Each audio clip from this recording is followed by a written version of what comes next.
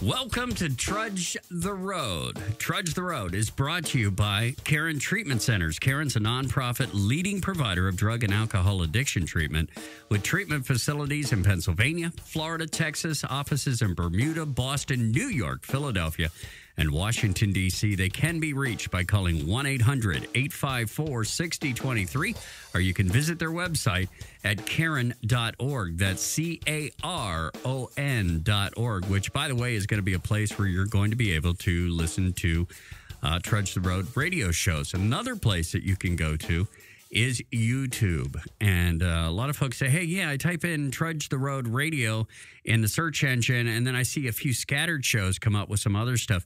Make it all one word. Just go to youtube.com/Trudge the Road radio. Big word. One big word.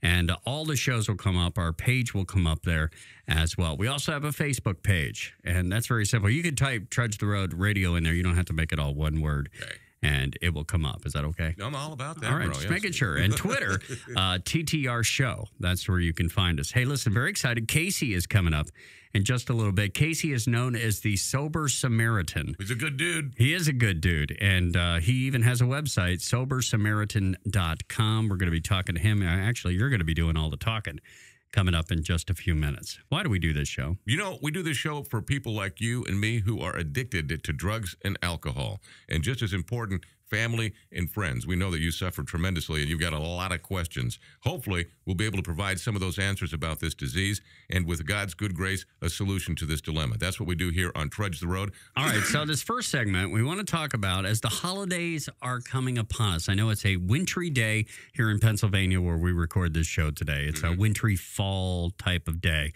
We have Thanksgiving coming up. We have Christmas coming up. We have New Year's Eve coming up. And, you know, back in the day, these were big days for me. I'll tell you, the wild turkey was flowing on Thanksgiving, and then whatever was flowing on Christmas and New Year's Eve. It was a free-for-all potpourri buffet of alcohol and drugs for me. The holidays for me started October 31st and ended about January 5th or 6th when I was usually in a detox center. You know? Well, they talk about triggers, and, this is a great time of the year for triggers. And, what triggers? Maybe these emotional movies that we're watching about families and people getting together. You start feeling lonely. You start feeling heartbroken this time of the year as well. They're really basically emotional decisions that we're making, and anticipation and projection. For us, and especially if you're new in recovery and you're projecting the holidays, oh my gosh, I'm not going to have any fun. I'm not going to be able to celebrate. I'm not going to be part of the festivities because, at the holidays, that's when the earth people drink too. You see, people who don't have a problem with alcohol, right. You enjoy a cocktail, if you will, at the holidays. And we see them doing that without impunity. They don't have any problem from it. And it's around. It's there. It's more out in the open. And that is, can be a little bit threatening. Plus, the fact of the matter is that most of us, if you'll look at your record, and when have we heard that before, Jerry? Look at your record, right. Look at your record.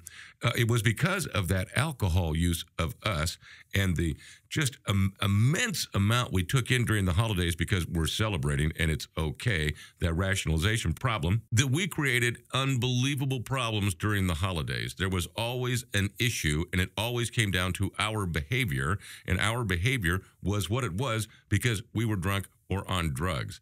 And it left a lot of bad memories, a real bad taste, not just in our mouth of people who suffer from the disease, but everybody who's around us, our family and friends. It's like, here he is coming over again to our house. He's going to get drunk. There's going to be obnoxious comments. There's going to be problems. I just hate it. So we're plagued with those memories, and that is a reality. But again, it's perception and making a decision. What are the holidays all about? Family, friends, celebration religiously, getting together, enjoying each other's company. And what I found out on the very first sober Christmas I ever had was this, and I was terrified. I knew I was going to be miserable. I knew it was going to go on forever and ever. I knew that I might relapse. I knew that nobody was going to have any fun. It was just going to be terrible. And you know what happened?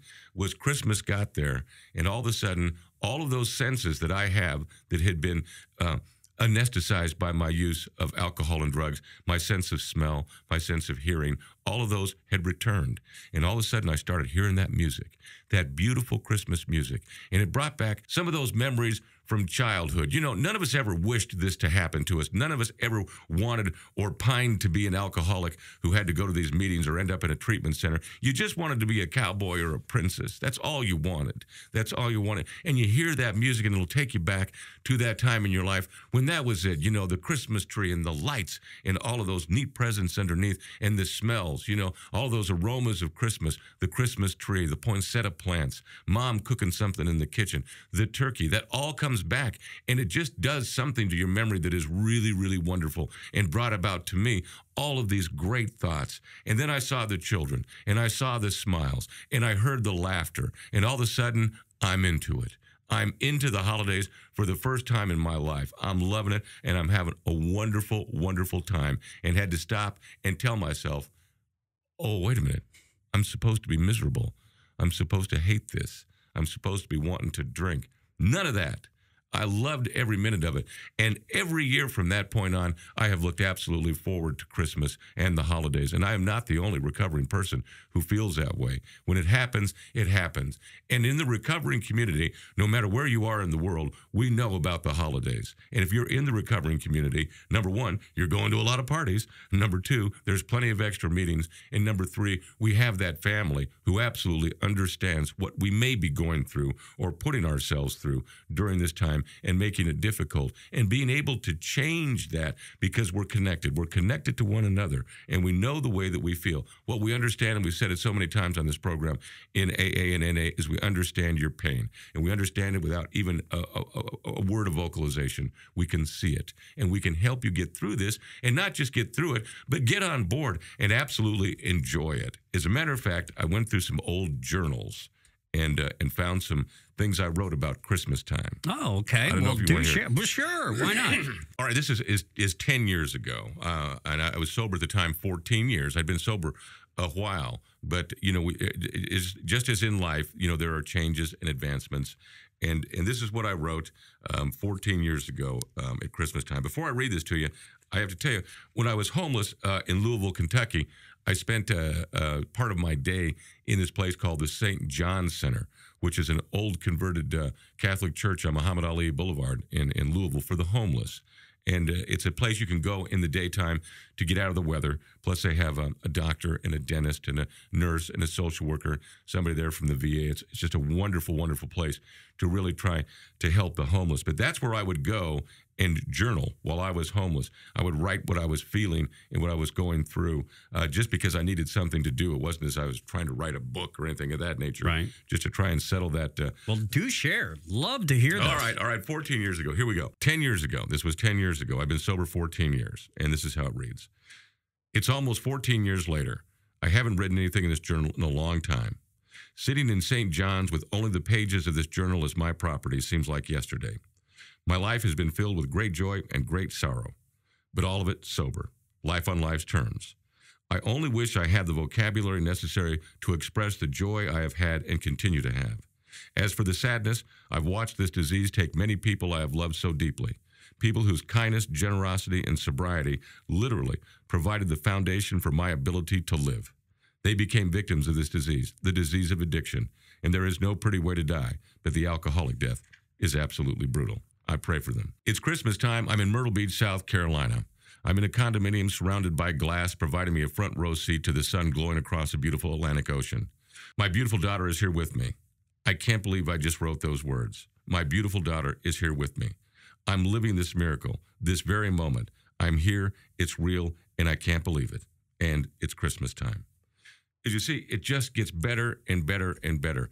And the beauty of this is the realization to be able to understand that what serenity is, what happiness is, what joy is, to feel what we were trying to find in the bottle, what we were trying to find in the pills, in the smoke, whatever we were doing, to find it on life's terms just like that. That's the great gift of recovery. And I think for folks like us, when we enjoy a moment like that, it is truly monumental. And just reading this, and I encourage people to journal, because just reading this brings back that memory and how I felt at that moment, and the realization that I am a miracle, that I am literally a miracle, a walking, proving fact that there is a God and that He does care a great deal about us. You are a miracle, Jerry. That's pretty powerful stuff. taking us back in time, some writings from Jerry. And I wrote something, too, quite a while ago when it came to Christmas time. I'd like to share that with you if you don't mind. I absolutely would love to. Yeah, and it goes like this. You better not drink. You better stay clean. Work all the steps except for 13. Santa Claus is coming to town. This is Trudge the Road. Very prolific, I might add. Just give him a round of applause. This is Trudge the Road. It's brought to you by Caron Treatment Centers. Caron is a nonprofit leading provider of drug and alcohol addiction treatment. Caron specializes in men's and women's services as well as young adult males and females, plus a relapse program and relapse services. If you're concerned about yourself or a loved one, call 1-800-854-6023, or you can go to their website. That's Caron.org. Caron.org. For Jerry, I'm Rich, and Jerry, by the way, is coming up. He's going to be talking to Casey next on the Trudge the Road Radio Network. You're listening to Trudge the Road. Coming up, Jerry sits down and talks to Casey, who has a very compelling and emotional story about how he came to find sobriety. That's next on the Trudge the Road Radio Network. There is a new face of recovery, and you see it in the pages of Renew Magazine and at RenewEveryday.com. Renew and RenewEveryday.com are changing the face of recovery for good. Each issue is filled with positive role models, life-affirming stories, encouragement, and ideas to help any life in recovery. Whether you're already enjoying an addiction-free life, have a loved one facing his challenges, or are considering recovery, Renew and RenewEveryday.com can support and inspire you. Join us. Check out RenewEveryday.com to learn more. Hi, this is Rich, your co-host for the Trudge the Road radio program, and there's a question I get all the time, and that is, how do we catch prior episodes of Trudge the Road if we miss the radio show? And it's very simple. You just go to youtube.com and in the search engine, type in, without any spaces, Trudge the Road Radio, and all our shows will come up. We also invite you to like our Facebook page, which can be found by typing Trudge the Road Radio with spaces into the search engine. And thank you from Jerry and myself for listening to Trudge the Road. Hi, everybody, and welcome back to Trudge the Road. My name is Jerry. I'm a sober alcoholic, and Trudge the Road is brought to you by the Caron Treatment Centers. Caron is a nonprofit leading provider of drug and alcohol addiction treatment, with treatment facilities in Pennsylvania, Florida, Texas, and offices in Bermuda, Boston, New York, Philly, and Washington, D.C. You can reach them by calling 800-854-6023 or visit their website, which is Caron.org. That's Caron.org. And we highly appreciate the relationship we have with them here. And we highly appreciate the man who is going to speak with us right now. Our guest is Casey. Casey, thank you very much for coming by, man. I really do appreciate this. It's really great to be here. I can't believe how long that list of places is where Caron is. It's amazing, especially someone like you who knows the history going back many, many years to Dick Caron himself. And most of the folks listening probably have no idea who he is or what this maybe facility is about. And if we have time in your story, or if we can get you to come back sometime, that's really important and fascinating information about Dick's incredible contribution to the recovering community as a whole. It's phenomenal. I just heard New York, Philly, Boston, Bermuda, and you brought me to Reading. Right. We thought we'd bring you to the nice place here. You've got the nickname within the recovering community as the Sober Samaritan, and that's quite a nickname. We want to find out how you got that, but first we want to find out how you got here. What happened? You had a life immersed in recovery before you even took your first drink, and still the disease prevailed. Well, it's funny. I can go back 2 generations. I'll tell you, my father is a sober guy and got sober at what was then Chit Chat, which is now Caron. And my grandmother's mother died a block away from her. They lived in West Philly in what was, they called it Corktown. Mm-hmm. So all these Irish families had all lived within a couple blocks of each other. So my grandmother is drunk, and her mother does the Fred Sanford. I'm coming home, Elizabeth.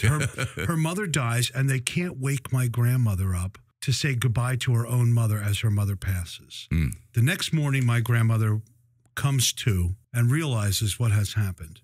She walked down to church. She put her hand on a Bible, and she swore she would never take another drink. And she never did. And she was the most miserable woman on the face of the earth for the rest of her life. The difference between her and she gave up alcohol. I got rid of it. And that's a huge difference. Yeah. But that's my legacy, is that fat-headed, stubborn alcoholic. She did quit drinking and never took a drink. My dad actually got sober. My dad got sober when I was 15, 16 years old. Mm-hmm. And not to interrupt, but you've been sober now almost 30 years, if I'm not mistaken. Just over. Yeah, it was 30 years a couple weeks ago. So congratulations. Yeah, you missed my anniversary. I'm sorry. You can send me a card. I'm going to do that. So my father gets sober when I'm about 16 years old, and I hadn't taken a drink. At that point in my life, I'm a teenager in the early 70s, and there were a lot of people drinking.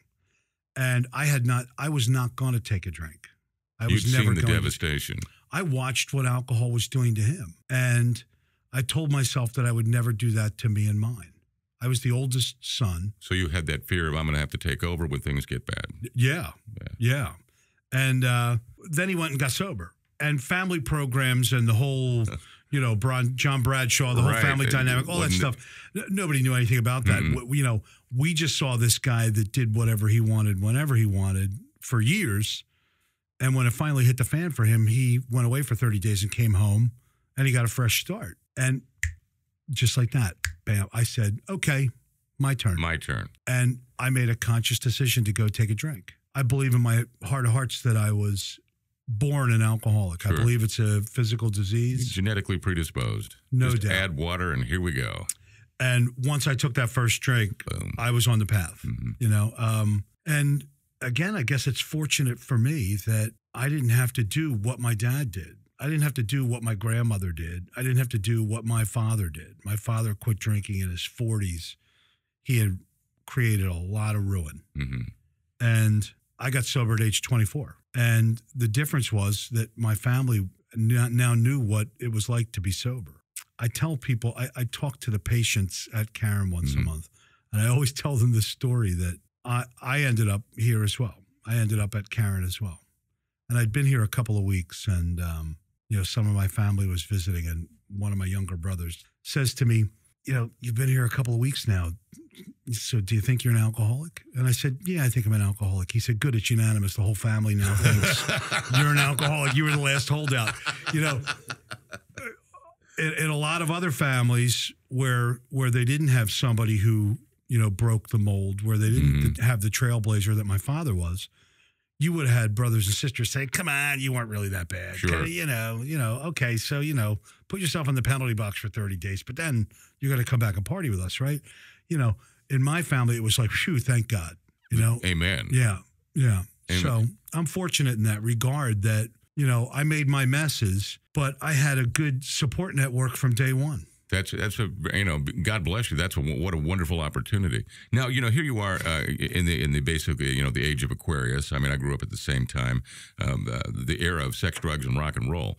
And, I'm going to estimate then that you started drinking past 16. You were 16, 17, 18 years old when it hit, or when you made that conscious decision. Right. So you would be, a Class C level 10 alcoholic. In other words, once it hit you, it just, it was a snowball effect. Sure, it was dramatic. It was early 70s. Early mid 70s. And so, my first drink was, the older kids in the neighborhood and like a bottle of Boone's Farm or Zapple wine or one of those things. The candy tasting stuff. Then passing the bottle around and everybody taking a few swigs. And, and that's what I did. And in high school, I drank the way a lot of kids drank in high school. And I didn't know it then. I know it now. It was already more important to me. Mm-hmm. I always wanted to make sure we knew where the party was going to be Friday and Saturday night, whose parents weren't going to be home. I always wanted to know where we were going to get the liquor. I was, the drinking age was always 21 in Pennsylvania. It was 18 in Jersey. So, over the Delaware Memorial Bridge into New Jersey, there's like 11 liquor stores within, 100 yards of the bottom of the bridge. And I was always one of the, more often than not, one of the guys driving, but always one of the guys making our way over the bridge to get the booze and then to also get a little bit extra underneath the back seat for us guys when everything ran out. Protect the stash immediately. Sure, no doubt. With that said, one of the reasons I drank the way a lot of guys drank in high school was because there was a recovering alcoholic in my house and he was in charge. And I really couldn't let it rip because, you can't get much past us. We know what's going on and we've told all the lies. So when I left for college, that's when it really took off. You know, that line that you cross, I don't know exactly what it is.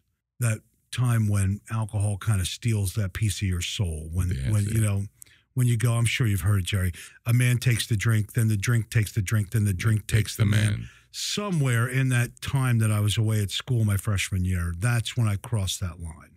And that's when I really became an active addict whose life centered around drinking and drugs. Where did it take you? Well, you know, it took me away from family. It took me away from friends. Sure. It took me into the bars at night. I was a guy that drank the last couple of years that I was out there. I drank every day, with the exception of a couple of days that I could remember because they were so important in that I didn't drink, where I was spending the day with my dad or with my family, where I wouldn't drink that day, and I'd make up for it the next day. Sure. It took me away from school, away from education, and into a life where I partied every night. I partied until I was a boring guy. You know, I was in a bar every night. I grew up around the Philadelphia area, and the casinos were pretty new then. A couple times a week, we would drive down to the casinos as the bars closed. And I thought I was this like wild and crazy easy rider dude. We never even gambled. We just drank. We just went down there because the bars were open all night. I went an hour and a half away down to the beach, and I never even stepped out on the boardwalk. I just sat there at the bar, looking at the mirror on the back of the bar and drinking for another 4 hours. So, you know, when I realized that I really wasn't doing anything, you know, when I got sober, I looked back and I thought, all I ever did was drink. You know, if I drove an hour and a half away to be this wild and crazy guy, I just drank when I got there. I didn't even hit a slot machine. You know, if I drove up to visit my friends at school somewhere, it was only because somebody had just copped some dope. Right. You know, so we would, like, those road trips were always just like another place to get drunk and high. So that's just amazing. At this particular period in your life, though, did this seem like the normal and rational way to behave, to drink like that constantly every day? Well, you know, the people that we hang out with are doing what we're doing. Exactly. You know, so I'm managing a restaurant and a bar, and I didn't start drinking till 1:30 in the morning. And so all those guys that would be hopped up on coke, all my friends that were not ready to go home yet at 1:30 in the morning, the phone would start ringing. They'd come over. We'd lock the bar, and we would drink every night from 1:30 in the morning till 6:30 and get out right before the morning cooks were coming in the next day. I was drinking 4 or 5 hours a night, you know, and I thought, I'm entitled to this because, you know, when I get done work at 1:30 in the morning, there's nothing to do. So if sitting here and partying isn't a benefit of my job, it should be.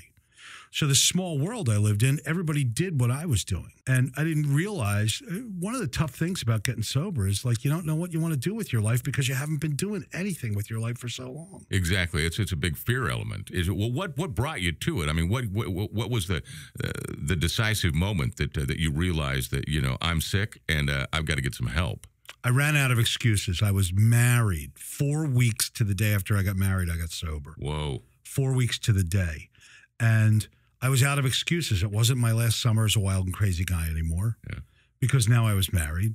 It was a Friday night into a Saturday morning, and my bride wakes up, and I haven't been to bed yet. And she went, "Oh, my God, your dad's right. You really do need help." You know, and she hadn't really seen it. I had lost my job right before I got married from partying all night, every night in the bar. So I got no job. I got no place to go, and I'm partying all night into the next day, and I've got this recovering alcoholic putting a bunch of pressure on me. And ultimately, I just threw my hands up. I'm sitting there 7 o'clock on a Saturday morning, and I went like, I give? Dude, nothing happening for the next month of my life anyway. So, you know, okay. You know?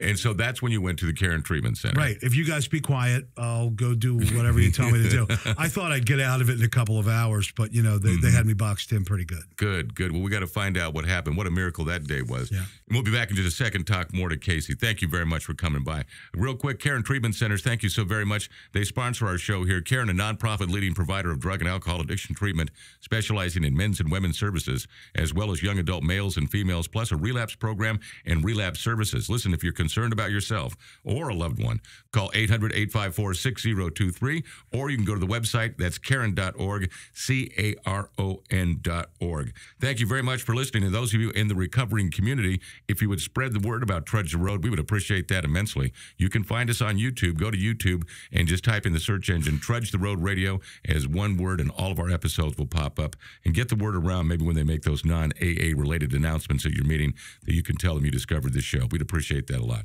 We'll be back with more of Casey in just a moment. This is the Trudge the Road Radio Network.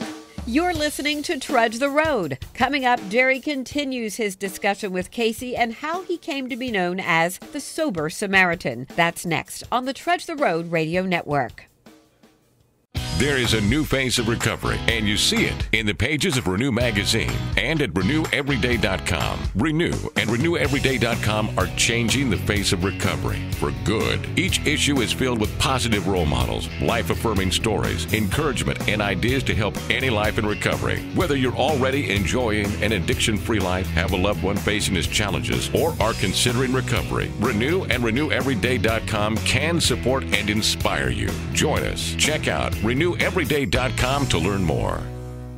Hi, this is Rich, your co-host for the Trudge the Road radio program, and there's a question I get all the time, and that is, how do we catch prior episodes of Trudge the Road if we miss the radio show? And it's very simple. You just go to youtube.com and in the search engine, type in, without any spaces, Trudge the Road Radio, and all our shows will come up. We also invite you to like our Facebook page, which can be found by typing Trudge the Road Radio with spaces into the search engine. And thank you from Jerry and myself for listening to Trudge the Road. Hi, everybody, and welcome back to Trudge the Road. Trudge the Road is brought to you by the Caron Treatment Centers. Caron, a nonprofit leading provider of drug and alcohol addiction treatment, with treatment facilities in Pennsylvania, Florida, and Texas, plus offices in Bermuda, Boston, New York, Philly, and the nation's capital. You can reach them by calling 800-854-6023 or visit the website, which is Caron.org. That's Caron.org. Trudge the Road is a radio program dedicated to people who suffer from the disease of addiction to alcohol and drugs. And every bit as important, the family members. We know that you suffer greatly and that you have a lot of questions, and that's why we're here to hopefully answer some of those questions. And again, with God's good grace, provide a solution to this tremendous dilemma, which is the disease of addiction. We're very grateful today to have Casey D here with us as our guest, and we'll pick up the conversation where we left off. And Casey, here you are. You've been married 4 weeks. You're unemployed. You're drunk, and you're going to treatment. It's not a real pretty picture. And this is almost 30 years ago. Can you remember how you felt back then? It was really just kind of a zero. Mm-hmm. I was, at 7 o'clock that morning, I just wanted people to stop bothering me. And the truth is, I made a good deal. I'm sitting there with a line of cocaine and a glass of scotch. Mm-hmm. And if you leave me alone for 5 minutes and let me have this, I'll give you 30 days of my life, and I'll go where you want me to go. Mm-hmm. And that was a good deal. I understand that. I mean, a lot of I really people did make a good deal. Yeah. 30 days of my life wasn't worth too much. But really, that's really what it came down to was, that's also how far down I had gone into my addiction. If I could just have one more line of coke, I'll give you my life. Mm-hmm. But I'd like to make it a lot more wonderful than that I really wanted to get well, but I didn't. I was out of excuses. It's just you were that sick. Yeah, I was out of excuses. There was a glass of scotch and a line of coke sitting in front of me, and nobody was going to let me have it without me saying that I'd go to rehab. So you made the deal. I did. Yeah. And then you show up. So you jump in the car, and you're on your way up here to Magic Mountain. Right, with a little stop in between, Mm-hmm. a little eye-opening stop in between. Explain what that is for those. There was no detox here when I went through here, Mm-hmm. and I had no job, so I had no insurance. Mm-hmm. But there was a counselor here whose wife was a nurse at St. Joe's Hospital in Reading, about 20 minutes away. So they arranged for me to go lay in a detox bed at St. Joe's Hospital in Reading, and I'm laying in that bed. I've got to be there for a couple of days before I come here. And you could smoke in hospitals in those days. Yes. But you could not smoke in my room because there was this guy on oxygen in the bed right next to me. Oh. So I'm going to walk down the hall and have a cigarette. I have my pajama top on. I pull on my jeans, and I put on these red, white, and blue plaid slippers that my father had given me, because no alcoholic ever has anything to keep their feet warm. Yeah. And I was going to Reading, Pennsylvania in November. So I'm walking down the hall in my pajamas and my jeans to have a cigarette as I'm to the lounge, and I hear all these footsteps behind me. There's all these nurses running down the hallway. And when I stop, they stop. Now I turn into the lounge to have my cigarette, and they all start laughing. They thought I was making a break for them. And we laugh at our ghosts, right? Right. That's who they thought I was. Mm-hmm. They thought that, 100 miles from home, in my pajamas, I wanted to go get a drink. That's who they thought I was. And that was the longest cigarette of my life. And that was, I guess that's what they call that moment of sanity. The moment of clarity. Sitting there, smoking that cigarette, I thought to myself, maybe there's something wrong with me. Maybe when I get where I'm going, I really ought to listen to those people just a little bit. And it was it still raises the hair on the back of my neck. It does. I'll never forget it. Well, how do you define that? I mean, I know that you're having a spiritual experience here, but can you define it as that? I always call it a kick in the gut. Okay, For right. me, that's that was, I was humiliated. I was ashamed of myself. I was in this place, and that's what these people thought I was. Mm-hmm. They thought I was the guy that would wander around in my pajamas trying to get a drink or a drug. Right. And so I don't have any other name for it other than a kick in the gut, because that's still what it is when I talk about it. So you finish the detox, and then you come up to Magic Mountain and begin treatment with a little bit now of an open mind. Right. And here at Caron, again, you can say that you're lucky. You can say that you're blessed. I'm a guy that has a real easy time talking. And my heroes in and out of the 12-step rooms, and my heroes are those people that put their hand up and say something because they have to, because if they don't, they might take a drink today. And they're very uncomfortable doing it, but they do it because they have to. For me, it kind of comes easy. The blessing for me was that there was a switch that flipped, and I knew right away that I was one of these people. Mm-hmm. I didn't spend any time where anybody had to convince me that I was an alcoholic and an addict. You knew it. That switch just flipped for me. I went from not believing it one day. Mind you, I have a recovering alcoholic for a father who's watching what I'm doing every day and is in my face about it all the time. And I was just, no. How come every time there's a problem with anybody in this family, it has to be alcoholism? Can't I just be a guy who lost his job? Can't I just be a guy who wrecked his car? Can't I just be a guy who, doesn't have any money in the bank? Can't I just be a guy who, doesn't know how to show up on time? Over and over again, that's not the problem. That's not the problem. That's not the problem. And then one day it just flipped for me. And I said, okay, that's what the problem is. And that's a blessing, because some people spend a lot of their time in rehab in discovery, trying to discover what the problem is, and hoping that it's going to be something else, because they still don't want to stop drinking, right? And I was able to kind of get right past that and do some work that would help me stay sober for the long haul. And then you've been sober, as we said now, for 3 decades, which is phenomenal. You've got the nickname in the recovering community as the Sober Samaritan, and that's quite a title to have within our culture. Could you explain how you got that? Well, my father gets the credit for the name. Okay. So I'll tell you what happened. I was approaching 25 years sober. Let me take it back even a couple of years before that. Okay. In the year 2000, I went to the International AA conference in Minnesota. Mm-hmm. 50,000 people there, and it was just incredible. And I kept hearing all these speakers with 20, 25, 30 years talk about how they were just like me, 15, 16, 17 years sober, heavy hitters in the program, guys that you could count on, guys that would go speak, guys that would sponsor, women that would sponsor 5 ladies, guys that would sponsor 5 guys. And then all of a sudden, something happened to them. And it was serendipitous for almost all of them. They weren't going and looking for something, but all of a sudden a big change came in their life. And I really think, looking back on it, that's what happened to me. I hit 20 years sober in 1982. In 2002. I got sober in 82.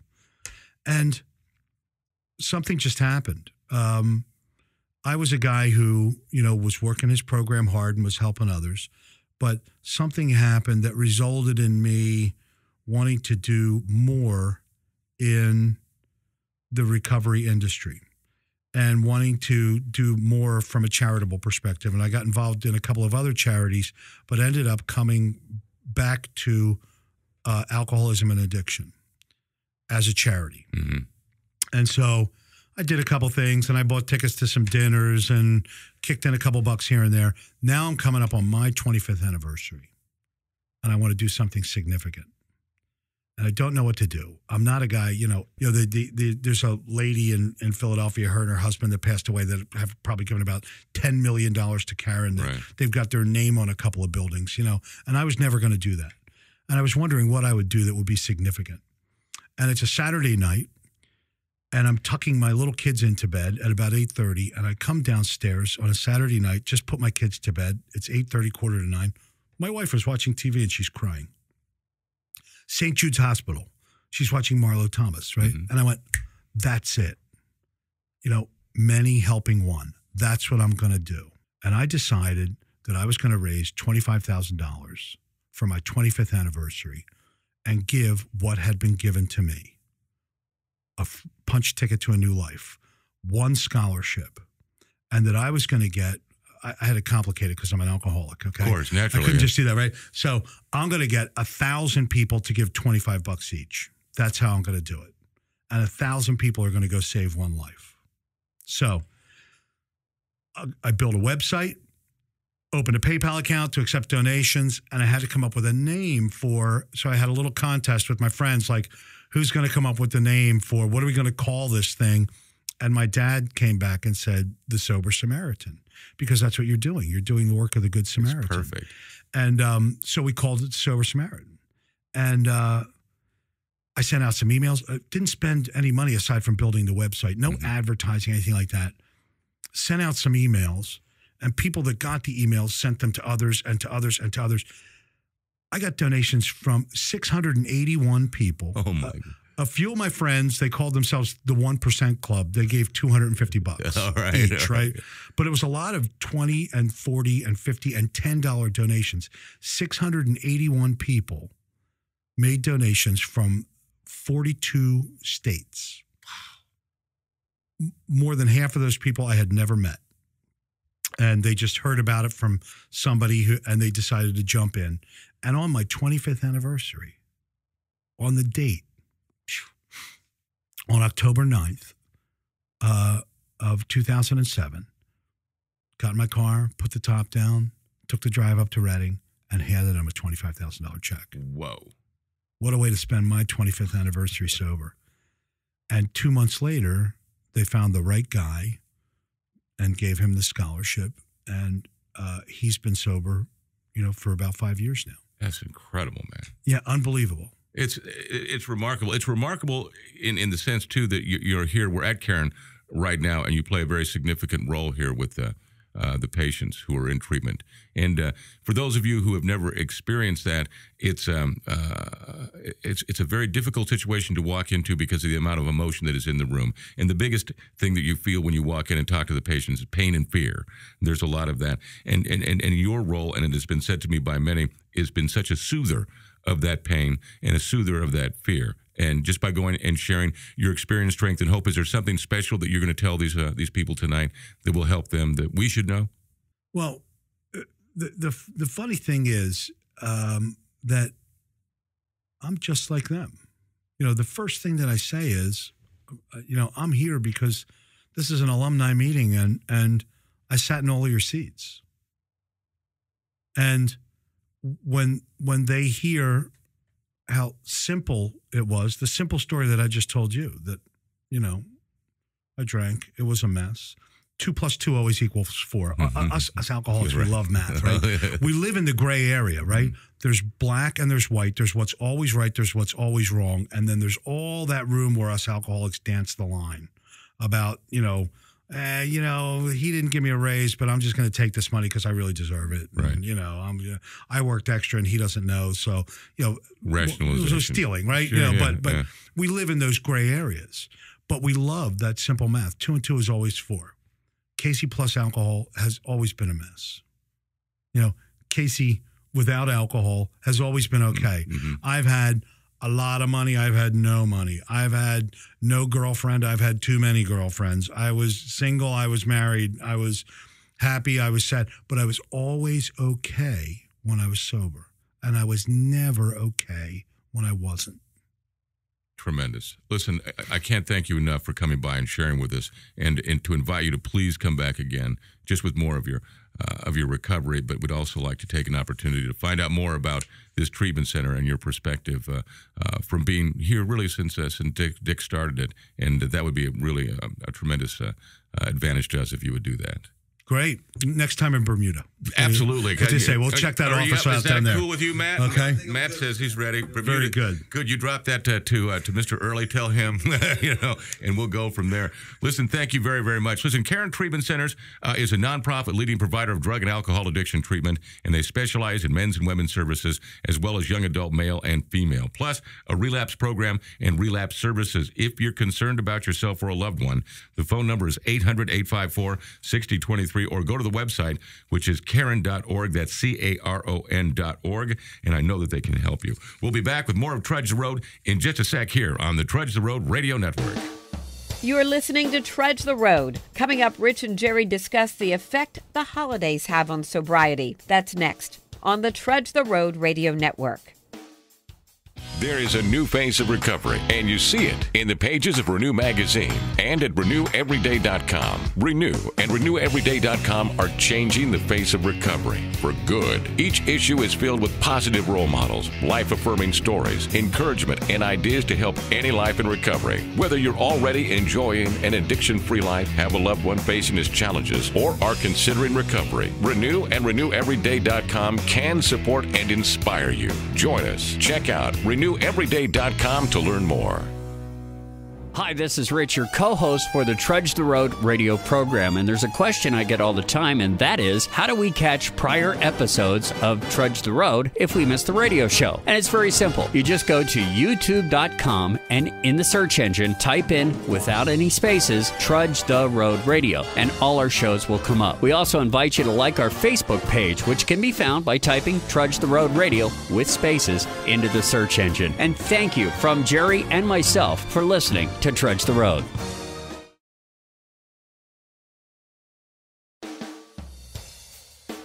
Welcome back to Trudge the Road. It's brought to you by Caron Treatment Centers. Caron, a nonprofit leading provider of drug and alcohol addiction treatment with treatment facilities in Pennsylvania, Florida, Texas, and offices in Bermuda, Boston, New York, Philadelphia, and Washington, D.C. They can be reached by calling 1-800-854-6023, or you can visit their website at Caron.org. That's Caron.org. We're your hosts. I'm Rich, a recovered drug addict. My name is Jerry. I'm a sober alcoholic. Quickly, Jerry, why do we do this show? It's for people who suffer from the disease of addiction to drugs and alcohol. It is a disease. We know it, and we have, hopefully, some news here for you. We can answer some questions, not just for the addicted person, family and friends. We know that you have a lot of questions. We know that you're suffering tremendously, and with God's good grace, we'll answer some of those and hopefully provide a solution to this incredible dilemma, the disease of addiction. Now, if you missed the first segment, well, you can always catch it on YouTube. We're going to be putting it up there.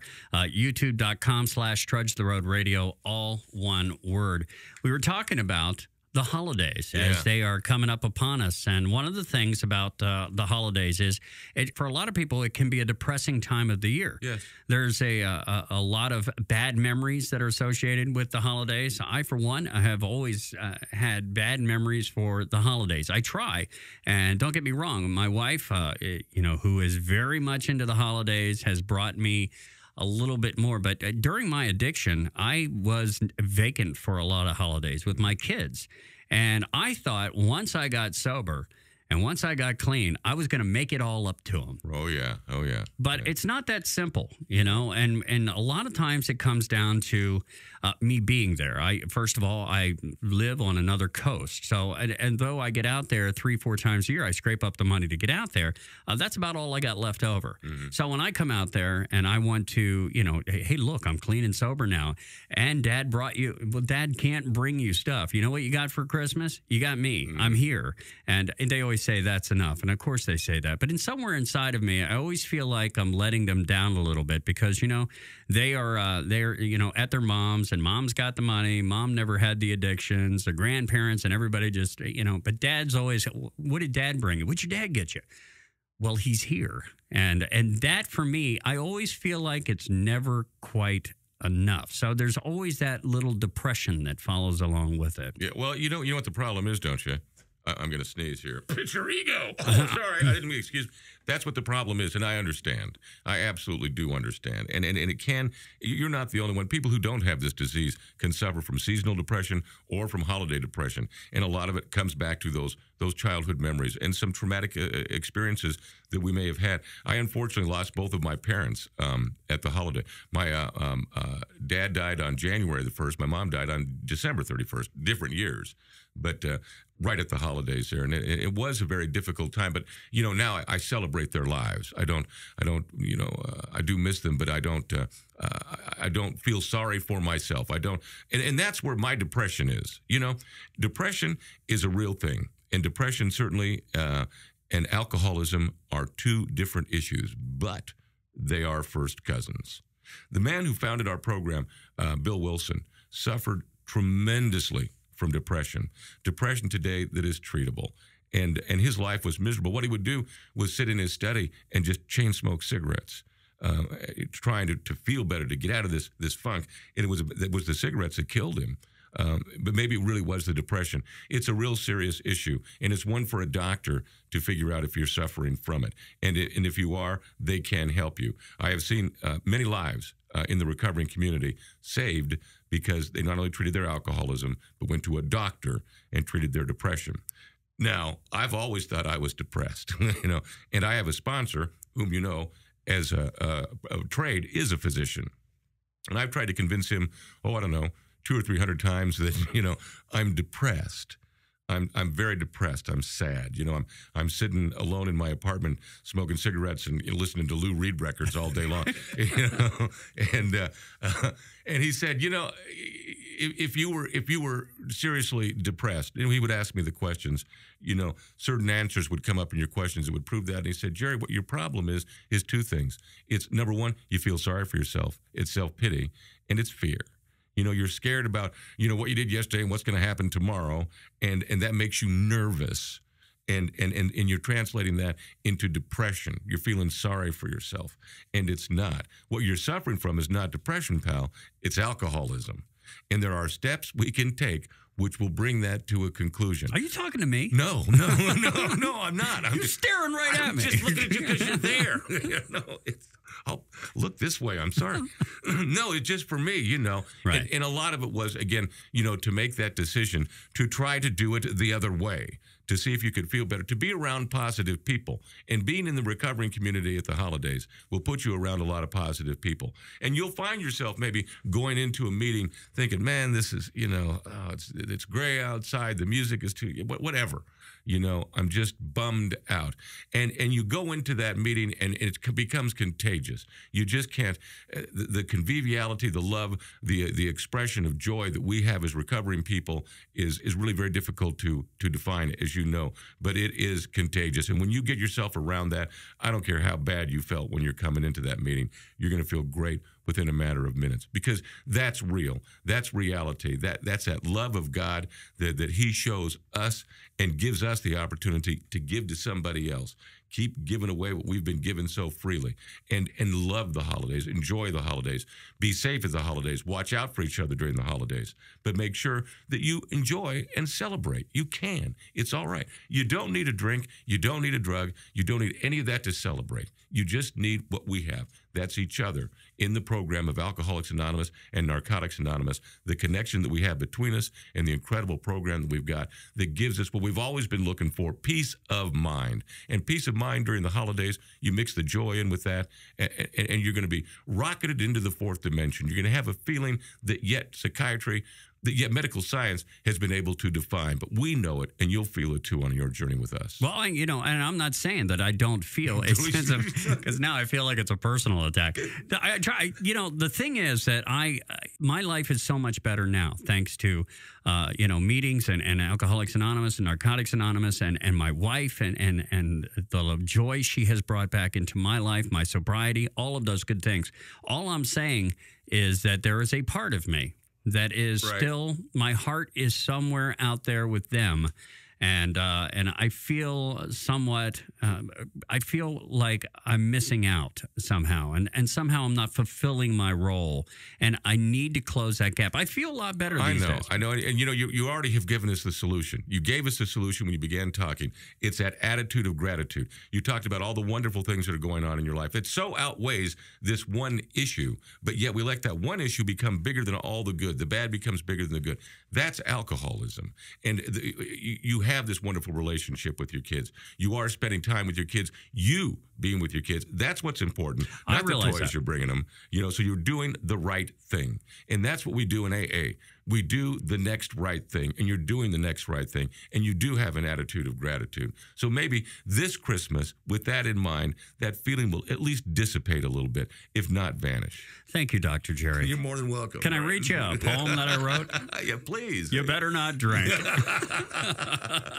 You better stay clean. No, I won't get into that. Hey, listen, it's been a great show. It's been a lot of fun today. It has. And I didn't even get to tell you about the Chalks vitamin story. You got to remind me to tell you about that next week. Well, please. As far as I know, the show's not canceled, so we'll get next week. All right, we can good. talk about that. All right, good deal. Listen, thank you to Casey for coming by, the Sober Samaritan. What a great guy. What a great guy. Thank you to you guys for listening to the show. Thank you to anybody who's downloading this on YouTube or just popping it on to listen. And we can't go a show without saying hi to Matt, the producer. Thank you for coming in and getting our sound the way that we want this sound. It's brought to you by Caron Treatment Centers.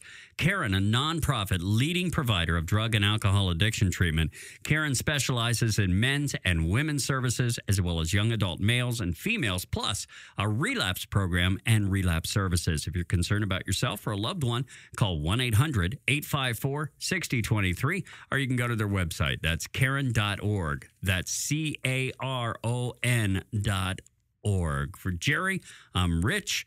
This is Trudge the Road on the Trudge the Road Radio Network. You've been listening to Trudge the Road. If you'd like to catch prior episodes, you can visit our YouTube channel by going to youtube.com and typing Trudge the Road Radio in the search engine. And keep listening for new episodes on this great radio station, which is part of the Trudge the Road Radio Network. There is a new phase of recovery, and you see it in the pages of Renew Magazine and at RenewEveryday.com. Renew and RenewEveryday.com are changing the face of recovery for good. Each issue is filled with positive role models, life-affirming stories, encouragement, and ideas to help any life in recovery. Whether you're already enjoying an addiction-free life, have a loved one facing his challenges, or are considering recovery, Renew and RenewEveryday.com can support and inspire you. Join us. Check out RenewEveryday.com to learn more. Thank you for listening to Trudge the Road. The opinions expressed in the show are those of myself, Jerry, my co-host, Rich, and our guests, and not necessarily those of the Caron Treatment Centers. For more information regarding the show, go to our website, TrudgeTheRoadRadio.com.